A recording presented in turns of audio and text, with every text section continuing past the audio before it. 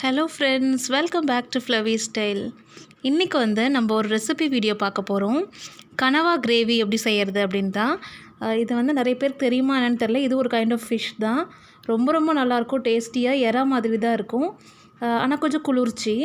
எனக்கு ரொம்ப ரொம்ப பிடிச்ச ஒரு ஃபிஷ்ஷு. இது க்ளீன் பண்ணுறப்போ கொஞ்சம் நிறைய கருப்பு கருப்பாக உள்ளேருந்து வரும், அவ்வளோதான். ஆனால் பட் சிம்பிள் தான் க்ளீன் பண்ணுறது. பண்ணிவிட்டு இது மாதிரி நம்ம சிக்கன் பீஸஸ் அரிகிற மாதிரி தான். இப்படி நம்ம அரிஞ்சோன்னா பாருங்கள், ரவுண்டாக நம்ம விரலில் மாட்டுற மாதிரி வரும். ஸோ நடுவுலையும் கிழிச்சிட்டு நீங்கள் இந்த ரவுண்டாக வேண்டாம், பீசஸாக வேணும்னா அப்படி கூட நீங்கள் போட்டுக்கலாம். எனக்கு இந்த மாதிரி ரவுண்டாக இருக்கிறது பிடிக்கும். ஸோ அதை மாதிரி கட் பண்ணி வச்சுட்டேன். இப்போ ஒரு பேன் எடுத்து ஆயில் ஹீட் பண்ணிக்கிறேன். இந்த ஆயில் ஹீட் ஆனதுமே ஒரே ஒரு பச்சை மிளகா சேர்த்துக்கிறேன். அதுக்கப்புறம் தாளிப்புக்கான கரம் மசாலா ஐட்டம்ஸ், பட்டை, கிராம்பு, அது மாதிரி எது வேணுமோ உங்களுக்கு அது மாதிரி போட்டுக்கலாம். கருவேப்பிலை போட்டு அது பொரிஞ்சு வந்ததுக்கப்புறம் லாஸ்ட்டாக பெருஞ்சீரகம் போடுறேன் நான். ஸோ இது மட்டும்தான் தாளிப்புக்காக நான் போட்டது. ஸோ இது நல்லா பொரிஞ்சு வந்ததும் 2 மீடியம் சைஸ் வெங்காயம் நான் கொஞ்சம் ஃபைனாக சாப் பண்ணி வச்சுருக்கேன். அதை இதுக்குள்ளே சேர்த்துக்கிறேன். ஸோ இப்போ இந்த வெங்காயம் நல்லா கோல்டன் ப்ரௌனாக ஆகட்டும். அது வரைக்கும் நல்லா மீடியம் ஃப்ளேமில் வச்சு நல்லா குக் பண்ணிக்கோங்க. அதுக்கப்புறமா கொஞ்சமாக உப்பும், தேவையான அளவுக்கு உப்பு, இஞ்சி பூண்டு பேஸ்ட் சேர்த்துக்க போகிறோம். இஞ்சி பூண்டு பேஸ்ட் நீங்கள் கம்மியாகவும் சேர்க்கலாம், அதிகமாகவும் சேர்க்கலாம். உங்களுடைய விருப்பம் எப்படியோ அப்படி தான். ஸோ அதோடைய ரா ஸ்மெல் போகிற வரைக்கும் நல்லா வதக்கிக்கலாம். ஸோ இஞ்சி பூண்டு பேஸ்ட்டு நல்லா வதங்கினதுக்கப்புறம் நான் ஒரு தக்காளி நல்ல மீடியம் சைஸ் தக்காளி, அதை நல்லா கட் பண்ணி வச்சுருக்கேன். நல்லா ஃபைனாக சாப்பரில் போட்டு தான் கட் பண்ணியிருக்கேன். ஸோ அதை நல்லா இந்த எண்ணெயில் நல்லா வதங்கட்டும்.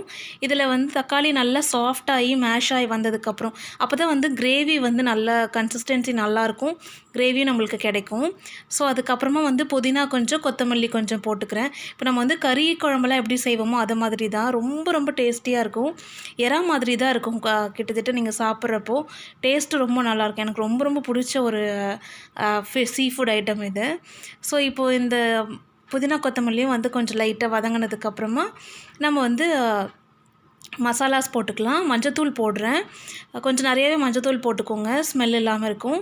கொஞ்சமாக கரம் மசாலா, அதுக்கப்புறம் குழம்பு மிளகாத்தூள். நம்ம எல்லா குழம்புக்கும் யூஸ் பண்ணுவோம் இல்லையா, அந்த மாதிரி குழம்பு மிளகாத்தூள் ஒரு ஸ்பூன் ஆட் பண்ணிக்கிறேன். ஸோ இது எல்லாத்தையும் அது கூட சேர்த்ததுக்கப்புறம் நல்லா எண்ணெயில் இந்த தூளுடைய வாசனைலாம் போகிற வரைக்கும் நல்லா வதக்கிக்கலாம்.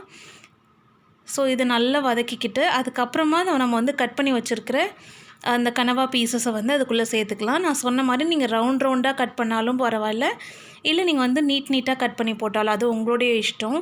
ஸோ உங்களுக்கு எப்படி பிடிச்சிருக்கோ அது மாதிரி பண்ணிக்கலாம். ஸோ இப்போ இது இதுக்குள்ளே சேர்த்துட்டு நல்லா எண்ணெயோடு சேர்ந்து நல்லா மிக்ஸ் பண்ணலாம்.